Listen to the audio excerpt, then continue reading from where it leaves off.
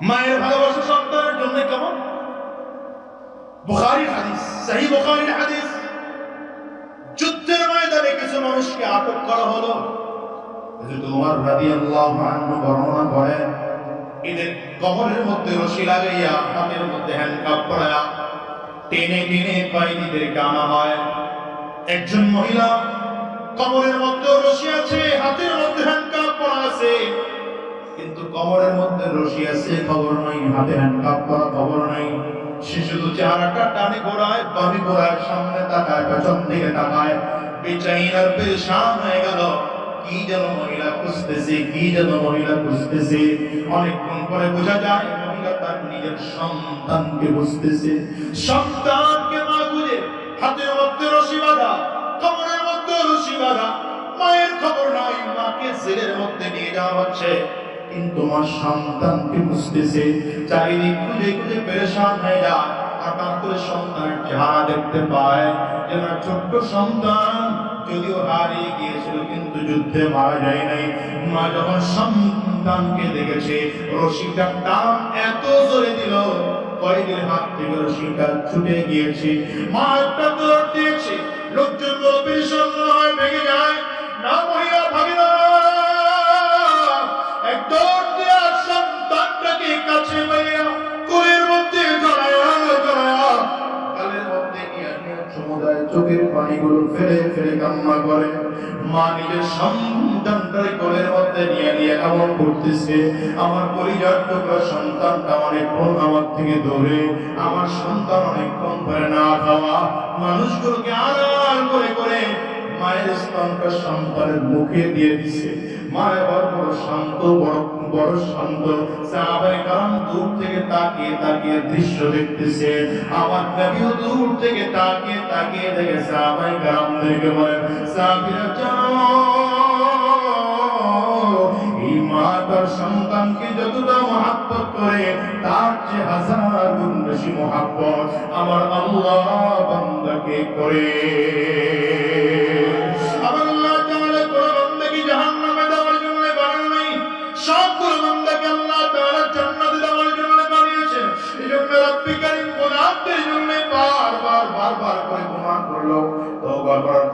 তৈরি করে দিয়েছেন, তওবা করার সুযোগ করে দিয়েছেন।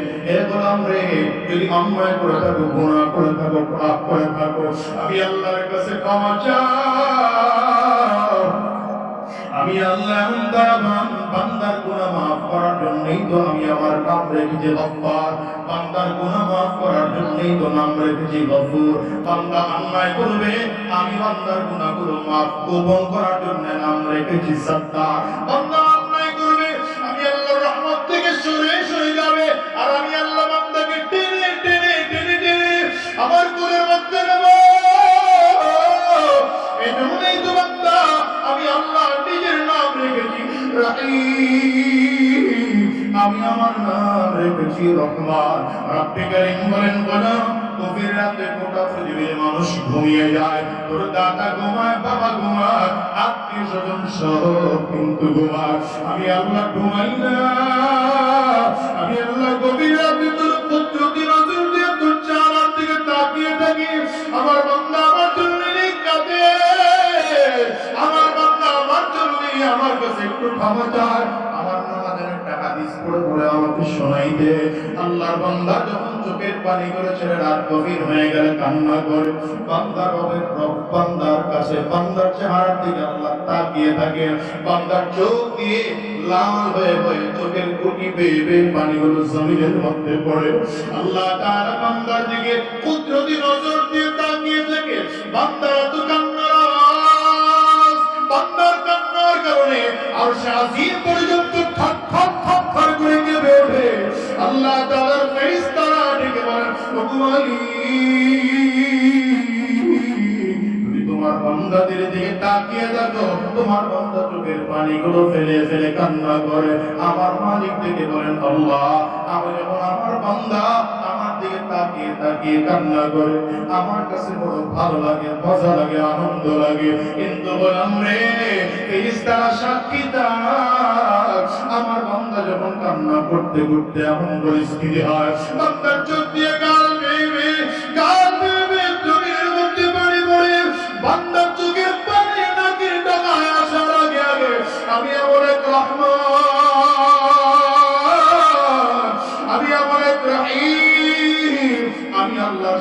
করতে পারি না।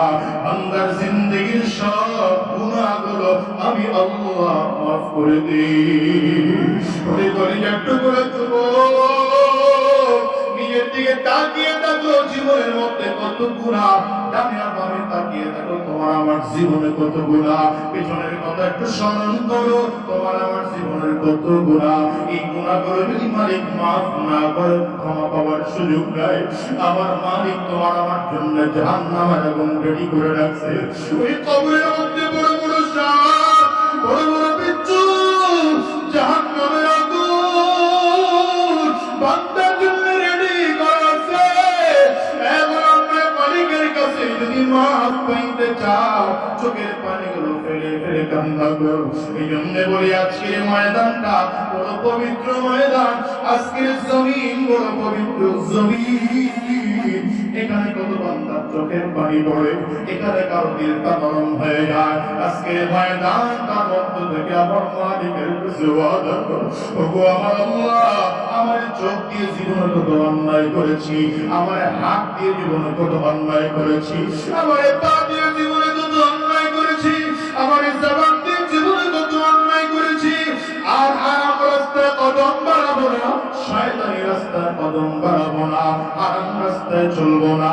মালিক কিয়ামতের ময়দানে জাহান্নামের আগুনে জ্বালায় না, আল্লাহর জান্নাত দিয়ে দিও। কারা কারা এই তাওবার নিয়তে হাত উঁচা করতে পারো? দুইটা হাত উঁচা করে মালিককে দেখাও, আওয়াজ দিয়ে চিৎকার করে জোরে ডাকো আল্লাহ। পানি না আসলে কান্নার ভান ধরে চোখের পানি ফেলা কাঁদো। ডানে আর বামে তাকিয়ে দেখো না কার চোখের গোটা পানি, ওই মানুষটার দিকে তাকাও আর নিজের নিজে ধিক্কার মারো আর বলো আল্লাহ, আমি এত বড় জালেম, আমি এত বড় গুনাহগার, আমি এত বড় পাপী, আমার চোখে গুনাহ নাই, গুনাহ নাই, গুনাহ নাই, আমার চোখে পানিও নাই। গুনাহের কারণে আমার আমলগুলো, আমার দিল শক্ত হয়ে গেছে। চোখের পানি বানাইয়া চিৎকার করে মালিকের জোরে ডাকো আল্লাহ, আর জোরে ডাকো আল্লাহ। দয়ার মালিক, সবাই মিলে আমরা ওয়াদা করলাম তোমার রহমত চাই, তোমার দয়া চাই, তোমার মহব্বত চাই, তোমার ভালোবাসা চাই। দুনিয়ার সব ভালোবাসা আল্লাহ কি মানলাম, তোমার ভালোবাসা চাই আল্লাহ, তোমার ভালোবাসা চাই আল্লাহ, তোমার ভালোবাসা চাই আল্লাহ। তুমি কবুল করে নাও, কবুল করে নাও, কবুল করে নাও। জবান করে বলো আমিন, আওয়াজ দিয়া জবান করে বলো আল্লাহুম্মা আমিন। ঈমান আছে কিন্তু গুনাহগার। আল্লাহ তাআলা এমন একজন গুনাহগার যে জাহান্নামে, কিন্তু ঈমান আছে। আল্লাহ বলবেন, এই বান্দা তুমি আমার কাছে চাও, চাওয়ার সুযোগ করে দিলাম, কি চাইবা বলো? এই আল্লাহ তাআলার বান্দা এখন বলে আল্লাহ তোমার কাছে আমি চাবো, কি চাবো? জাহান্নাম থেকে একটু বের করে ওই জাহান্নামের বর্ডারে আমার দাঁড় করায়। একটা গাছ আছে জাহান্নামের একদম বর্ডারে, আল্লাহ তাআলা কাছের নিচে উঠায় দিবেন। খুব লম্বা কথা, সংক্ষিপ্ত করে বলি, আল্লাহ তাআলা ওখানে উঠায় দিবেন। আর কিছু চাবি না তো? বান্দা বলে না, চাবো না। কিছুক্ষণ পরে বলে আল্লাহ এমন একটা গাছ নিচে দিয়াও জাহান্নামের আগুনের তাপ লাগে, উপরে দিয়ে একটু ছায়া লাগে, কষ্ট হয়, একটু দূরে নিয়ে দাও না। ওই গাছটা হলো জান্নাতের বর্ডারে, ওইখানে নিয়ে একটু দাও। আল্লাহ বলেন না, এটা হবে না, একটু খানি খালি নিয়ে দাও, এরপরে আর কিছু চাবো না। চাবি না তো? না, চাবি না। এটা হলো এমন এক হাদিস যেটা মুসালসাল বিসহাদ। এই হাদিসটা নবীজি সাহাবায়ে কেরামদেরকে যখন শুনিয়েছেন, নবীজিও হাসছেন। যতজন মুহাদ্দিসিন বর্ণনা করেছেন এরাও হেসেছেন। আমাদের উস্তাদরাও যখন এই হাদিস পড়িয়েছেন তখনও তারা এই হাদিস পড়ানোর সময় হাসছেন। আমরাও হেসেছি, মিসকে হাসবেন, অসুবিধা নেই। আল্লাহ তাআলা এবার ফেরেশতাদের মাধ্যমে জান্নাতের বর্ডারের কাছে নিয়ে গেছে। আর কিছু যাবে না তো? আল্লাহ বলে না, এমন এক জায়গা যেখান থেকে জান্নাতের দরজা দেখা যায়, দরজার ভেতর দিয়ে যে হুর ইলমান আসা যাওয়া করতেছে দেখা যায়। জান্নাতের দামি দামি খাবার, নাজ ও নেয়ামত, ডেকোরেশন, ডিজাইন দেখা যায়। আল্লাহ কিছুক্ষণ পরে বলে, আল্লাহ একটু গেটের কাছে নিয়ে যাওয়া যায় না? আল্লাহ বলে, তুই না বললি কিছু যাবে না, বলি এইটুকুই শেষ। গেটের কাছে নিয়ে দিলে আর কিছু যাবে না। আল্লাহ তাআলা ফেরেশতাদেরকে বললেন, গেটের কাছে নিয়ে আর যাবি না, কিন্তু কিছু বলে না। গেটের কাছে নিলে পরে আরো স্পষ্ট দেখা যায়, আরো স্পষ্ট দেখা যায়। জান্নাতের নাজ ও নেয়ামত দেখতেছে, ডেকোরেশন দেখতেছে, ডিজাইন দেখতেছে, জান্নাতের হুর গিলমান দেখতেছে, রকমারি খাবার দেখতেছে। অনেকক্ষণ পরে বলে, আল্লাহ একটু ঢোকার সুযোগ দাও। খালি ঢুকবো আর বের হয়ে এক দৌড় দিয়ে যাবো আর আমরা কয় না আমাদের দেশে এমন কিছু ওরকম। আল্লাহ বলেন না, এটা একটু শুধু দাও, যাবো আর আসবো। আল্লাহ বলে, তোরে গেলে তো চলে যাবি? বলে হ্যাঁ। জান্নাতের গেট আল্লাহ বলেন ফেরেশতাদেরকে খুলে দাও। সুবহানাল্লাহ, পাওয়ার নাই, জোরে বলেন। জান্নাতের গেট খুলে দেওয়া হবে। জান্নাতের গেটটা খুলে দেওয়ার পরে ভেতরে ঢুইকা আল্লাহর বান্দা কোন আল্লাহর ওয়াজ শোনায়, আল্লাহ তুমি না বলছো জান্নাতে একবার কেউ ঢুকলে আর বের হয় না? আল্লাহু আকবার, সুবহানাল্লাহ। আওয়াজ দুখুলুহা বিসালাম, উদখুলুহা বিসালাম, যালিকা ইয়াউমুল খুলুদ।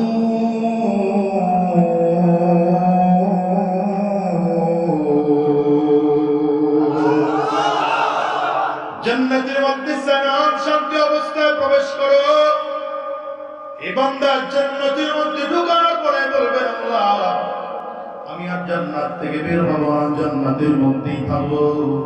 ফেরেশতাদেরকে আল্লাহ বলেন, যাও যাও ফেরেশতারা, আমার এই বান্দা জান্নাতে যেহেতু একবার ঢুকলো আর বের করার কোনো প্রয়োজন নাই। এমন জান্নাতে, এই জান্নাতি জাহান্নাম থেকে বের করে জান্নাত দেওয়া হলো। এমন জান্নাতিকে আল্লাহ তাআলা কত বড় জান্নাত দিবেন। নবীজি বলেন, হাদিসের মধ্যে পাওয়া যায় এই দুনিয়ার 10 গুণ বড় হবে ওই জান্নাত। সুবহানাল্লাহ, জোরে বলেন। আর জোরে চিল্লায় বলেন সুবহানাল্লাহ। হে মুসলমান, মালিকের মুহাব্বত এমন এক মুহাব্বত, যে মুহাব্বতের কারণে বান্দা কিয়ামতের ময়দানে মুক্তির ফয়সালা মিলবে। রবের মুহাব্বত এমন চমৎকার মুহাব্বত, যে মুহাব্বতের কারণে দুনিয়ায় শান্তি পাওয়া যায়। রবের মুহাব্বত এমন মুহাব্বত, যে মুহাব্বতের কারণে কবর আযাব থেকে মুক্তি পাওয়া যায়। রবের মুহাব্বত এত দামি মুহাব্বত, যে মুহাব্বতের কারণে দুনিয়ায় শান্তি পাওয়া যায়, মৃত্যুর সময় শান্তি পাওয়া যায়। নবীজি হাদিস শরীফের মধ্যে বলেন, এই দুনিয়ার মানুষ আল্লাহ তাআলা নিজে মুহাব্বত বানাইয়া সৃষ্টি করে 100 ভাগ করে 99 ভাগ রবের কাছে রেখে দিয়েছে, আর এক ভাগ গোটা পৃথিবীর মানুষের কাছে বন্টন করে দিয়েছে। এই এক ভাগকেও যদি আবার 100 ভাগ করা হয়, এক ভাগ গোটা পৃথিবীর মানুষের কলিজায় দিয়েছে, আর এক ভাগ 99 ভাগ দিয়েছেন মায়ের কলিজায় সন্তানের জন্য। এই মা সন্তানকে যত ভালোবাসে তার চেয়ে বেশি ভালোবাসে আমার আল্লাহ।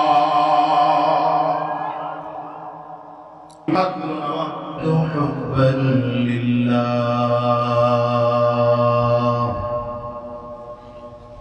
صدق الله العظيم وصدق رسوله النبي الكريم، ونحن على ذلك من الشاهدين والشاكرين، والحمد لله رب العالمين. আলহামদুলিল্লাহ, বাংলাদেশের উজ্জ্বল নক্ষত্র, এদেশের লক্ষ কোটি মানুষের প্রাণ প্রিয় ব্যক্তিত্ব, কুয়াকাটা হুজুর প্রতিষ্ঠিত ঐতিহ্যবাহী জামিয়া তালিমিয়া মাদ্রাসার উদ্যোগে আয়োজিত আজকে ব্যতিক্রম ধর্মী ইসলামী মহাসম্মেলন।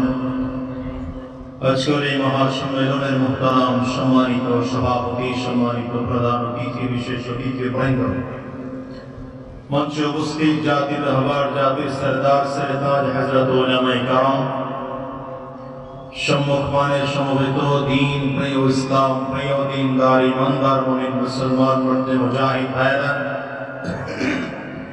মুরব্বী বাবাজিরা, যুবক বন্ধুরা, কচি কাঁচা মাসুম বাচ্চারা, পর্দার অন্তরালে অবস্থানরত সম্মানিত শ্রদ্ধা মা ও বোনেরা, আল্লাহ পাকের শুকর যে আল্লাহ তাআলা আপনাকে আমাকে অত্যন্ত দয়া করে, মায়া করে, মহব্বত করে ভালোবেসে আজকে যে কোরআনী মজলিসে, জান্নাতি বাগানে, ইমানদারদের মজলিসে, আল্লাহ ওয়ালাদের মজলিসে, বিশেষ করে আল্লাহ পাকের জাকিরিন ও শাকিরিন বান্দাদের মজলিসে যে রব্বে করিম, মওলায়ে করিম আপনাকে আমাকে আসার বসার তৌফিক দান করেছেন, সে মহান রব্বুল ইজ্জত ওয়াল জালালের দরবারে শুকর আদায় করি। আমরা সকলেই জবান খুলে আওয়াজ দিয়ে চিৎকার করে জোরে সোরে বলি আলহামদুলিল্লাহ। আল্লাহ তাআলা গোটা পৃথিবীতে বনি আদম বানিয়েছেন। আল্লাহ তাআলা গোটা পৃথিবীতে যে মানুষ বানিয়েছেন, এই মানুষদেরকে আল্লাহ তাআলা বড় মহব্বত করে বানিয়েছেন। আর এই মানুষদের কাছ থেকে, বনি আদমের কাছ থেকে আল্লাহ তাআলা একমাত্র ফিডব্যাক চান, মহব্বত। বলেন কি চান? বেসটা একটু কমায়, সাউন্ডটা একটু বাড়ায়। আল্লাহ তাআলা বান্দার থেকে চান মহব্বত, বান্দাকে দিয়েছেন মহব্বত। গোটা পৃথিবীটা টিকে আছে মহব্বতের জন্য, ঠিক না? বান্দা এবং রবের মাঝে যেদিন এই মহব্বতের বন্ধন থাকবে না, আল্লাহ তাআলা সেদিন গোটা দুনিয়াও রাখবেন না। মহব্বত সাধারণত দুই ধরনের হয়। বলেন কয় ধরনের? একটা হলো মহব্বত হাকিকি, অরিজিনাল মহব্বত, আর একটা হলো মহব্বত মাজাজি, যেটা ডুপ্লিকেট মহব্বত। অথবা এটাকে এভাবেও ব্যাখ্যা করা যায়, একটা হচ্ছে স্থায়ী মহব্বত আর একটা হচ্ছে অস্থায়ী মহব্বত। স্থায়ী মহব্বত হলো সেটা যে মহব্বত বান্দার মাঝে এবং আল্লাহর মাঝে হয়, যে মহব্বত আল্লাহ তাআলা বান্দাকে করেন, বান্দা আল্লাহ তাআলাকে করেন।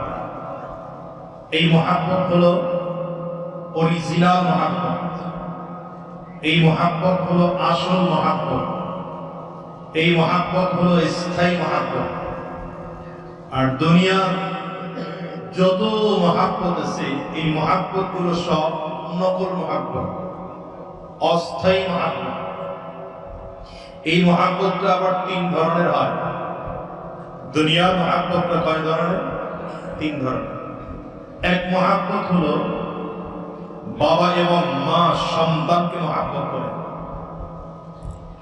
বাবা এবং মা সন্তানকে মহব্বত করে, ভাই ভাইকে মহব্বত করে, বন্ধু বন্ধুকে মহব্বত করে, রক্তের টানে একজন আরেকজনকে মহব্বত করে। এটা হলো এক প্রকার। খেয়াল করে দেখবেন এটাও স্থায়ী না, এই মহব্বতটা অস্থায়ী। কারণ কখনো কখনো এমন হয় যে সন্তানের মহব্বত বাবা মায়ের থেকে ছুটে যায়, কখনো এমন হয় ভাইয়ের মহব্বত ভাই থেকে ছুটে যায়। এমন হয় কি হয় না? দ্বিতীয় আরেক মহব্বত প্রকৃতির মহব্বত। যেমন আপনি কোন একটা খাবার খাইতে ভালোবাসেন, এটা খাবারের মহব্বত আপনার মধ্যে ঢুকছে। সমুদ্র সৈকতে যাইতে ভালোবাসেন, সমুদ্রের মহব্বত আপনার মধ্যে ঢুকছে। কোন একটা পরিবেশ দেখে আপনার খুব পছন্দ হলো, এই পরিবেশটা আপনার ভালো লাগছে, তার মানে মহব্বত ঢুকছে পরিবেশে। এটাও স্থায়ী হয় না, এটা অস্থায়ী হয়। আরেকটা মহাব্বত হলো স্বামী আর স্ত্রীর মহাব্বত।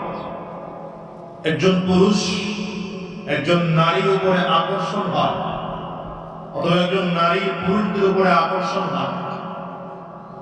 এই সব ধরনের মহাব্বত গুলো স্থায়ী না, অস্থায়ী। এরপরে আসেন ক্ষমতার মহাব্বত, সম্মানের মহাব্বত, টাকা পয়সার মহাব্বত। যতই মহাব্বত করি এটাও স্থায়ী না, এটাও অস্থায়ী। যে আমি আজ থেকে আরো 4-5 বছর আগে হঠাৎ করে স্বপ্ন দেখছি চেয়ারম্যান হব, আল্লাহ তাআলা বানাইছেন, চেয়ারম্যান হতে হতে 4 বছর শেষ। এখন কমতেছি, সামনে গনে গনে হয়তো আর 1 বছর আছে, থাকতেও পারি, যে কোনো সময় বাদ হয়ে যেতে। গেছে তো সব বাদ হয়ে, উপজেলাও বাদ, জেলা পরিষদও বাদ, মেয়র কমিশনারও বাদ, আছে শুধু কয়েকজন চেয়ারম্যান, তাও অনেক পলাতক। আলহামদুলিল্লাহ 5 আগস্টের পরে পলাই নাই, বরঞ্চ যারা অসুবিধার মধ্যে ছিল তাদেরকে নিরাপত্তা দেওয়ার জন্য ফিকির তৈরি করেছিল। বাংলাদেশে তো অনেকে বড় বড় লেকচার দিয়েছিল, পালাবো না, কথা বল না। বাংলাদেশে লেকচার দিছিল না, কি বলছিল? তারা কই? কথা বলেন না কেন? তারা কোথায়?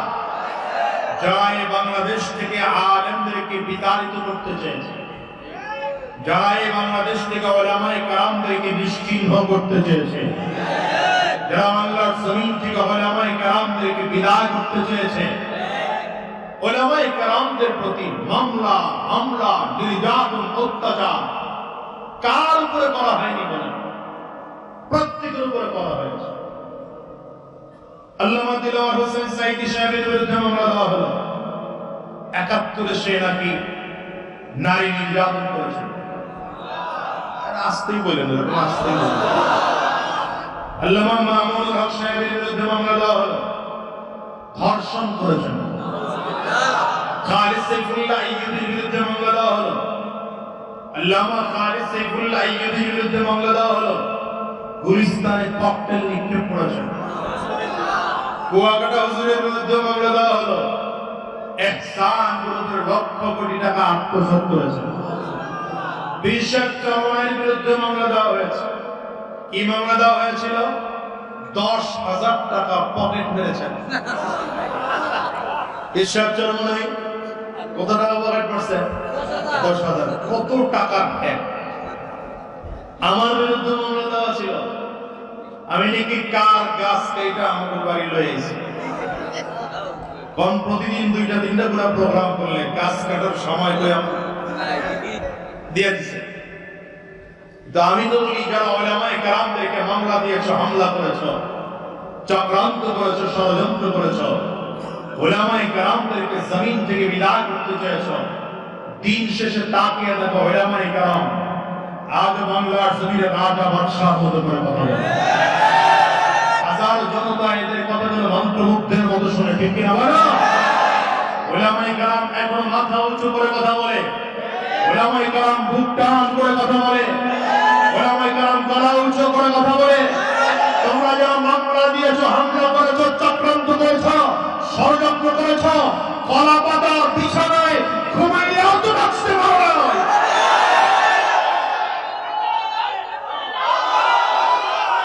শুধু কলা পাতার বিছানায় কেন, লুঙ্গি প্যান্ট শার্ট খুলে লুঙ্গি করেছ, দাড়িটা কামিয়ে চুলের মধ্যে কলপ লাগিয়েছো, আর কথা বলেন। এরপরে মাসের তলারে উঠেছে বাঁচার জন্য, বাঁচতে পারো নাই, বাঁচতে পারো নাই। আমি আজাদি সব সময়ের জন্য বলি, এটা বাংলাদেশ, এই ধরা দুনিয়ার ধরা, আখিরাতের ধরা বাকি আছে। কথা বলো। যারা উলামায়ে কেরামদেরকে শুধু শুধু হয়রানি করেছ, উলামায়ে কেরামদেরকে পেরেশানি করেছ, উলামায়ে কেরামদের বিরুদ্ধে অস্ত্র ধরেছ, উলামায়ে কেরামদের বিরুদ্ধে কলম ধরেছ, মামলা হামলা করেছ, কিয়ামতের ময়দানে আল্লাহর সামনে দাঁড় করানো প্রত্যেকটা জুলুমের একটা একটা হিসাব দেওয়া হবে।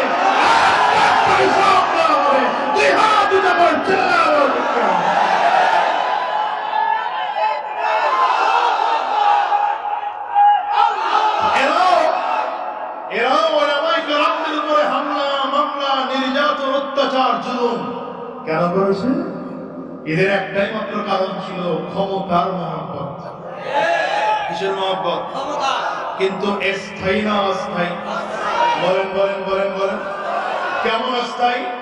সব রেডি, সকালের নাস্তাও খেয়েছেন, দুপুরের খানাও পাকানো হয়েছে, কিন্তু ম্যাডাম সাহেব খানা না খেয়েই পালাতে হয়েছে। কি ঠিক না? ঠিক না? সব অস্থায়ী, ক্ষমতা অস্থায়ী, সম্মান অস্থায়ী, টাকা পয়সা অস্থায়ী, কিন্তু স্থায়ী হলো যেটা বান্দার সাথে রবের সম্পর্ক তৈরি হয়।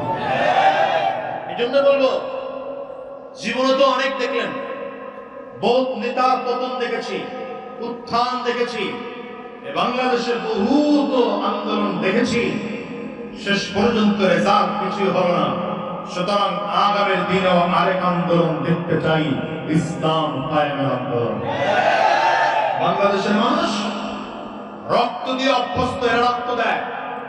ওই 47-এ আমরা রক্ত দিয়েছি, 47-এ রক্ত দিয়েছি ইংরেজদেরকে বিতাড়িত করার জন্য, 71-এ রক্ত দিয়েছি দেশ স্বাধীন করার জন্য, 2024-এ এসে রক্ত দিয়েছি স্বৈরাচার বিদায় করার জন্য। সুতরাং আগামী দিনের প্রয়োজনে উলামায়ে কেরামদের নেতৃত্বে ডাক আসলে মায়েদের নামব, খাম ছড়াবো, রক্ত ছড়াবো, প্রয়োজনে জীবন দেব, বাংলার জমিনে কোরআন কায়েম করে ছাড়বো, কোরআন কায়েম করে ছাড়বো। যারা যারা তৈরি আছে দাঁড়িয়ে দেখাতে হবে।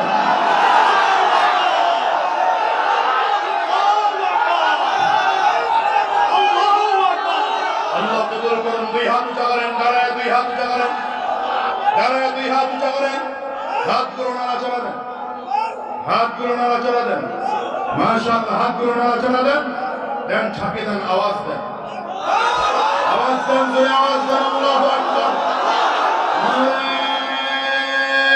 তাকবীর, নারে তাকবীর, আমরা সবাই রাসূল সেনা, ভয় করি না বুলেট বোমা, নারে তাকবীর, কোরআন সুন্নাহর আলো, কোরআন সুন্নাহর আলো, কোরআন সুন্নাহ যেখানে, আলেম ওলামা যেখানে, সুদ ঘুষ যেখানে, ঠিক আছে তো? নামান হাতগুলো নামান। প্রিয় ভাইরা, এই সব মহব্বত অস্থায়ী। বলেন, সব মহব্বত অস্থায়ী। স্থায়ী মহব্বত কোনটা? যেটা রবের সাথে বান্দার হয়।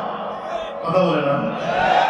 আরো একটা কথা, দুনিয়ার যত মহব্বত আছে, এই মহব্বতের শেষ পরিণাম অধিকাংশ সময় তিক্ত হয়। অধিকাংশ সময় রবের সাথে বান্দার যদি একবার সম্পর্ক তৈরি হয়, রবের সাথে বান্দার যদি একবার মহব্বত তৈরি হয়, সেই সম্পর্কের শেষ মিষ্ট হয়। কি হয়? বলেন বলেন, কি হয়? কারণ আল্লাহ তাআলা চান বান্দাকে কোন বাহানা দিয়ে মাফ করব। বান্দাকে আল্লাহ জাহান্নামে দেওয়ার জন্য বানানি নাই, আল্লাহ বানাইছেন জান্নাতে দেওয়ার জন্য। এই জন্য জান্নাতে দেওয়ার বাহানা তৈরি করেন। কত বাহানা আল্লাহ পাকের। হাদিসের মধ্যে আসছে, জাহান্নামের আগুনে একজন ইমানদার জ্বলতেছে, কিছু মুমিন গুনাহের কারণেও জাহান্নামে যাবে। এই নিচের দিকে তাকায় যে হুজুররা ফেসবুক মোতালা করতেছেন, এই ফেসবুক মোতালা আমার বায়ান বন্ধ করতে হবে, সাবধান। বড় মারাত্মক রোগ, খালি নিচের দিকে তাকায় তাকায় পড়ে। যেটা বললাম, জান্নাত জাহান্নামে একদল মানুষ ইমানদারও যাবে। কিসের কারণে?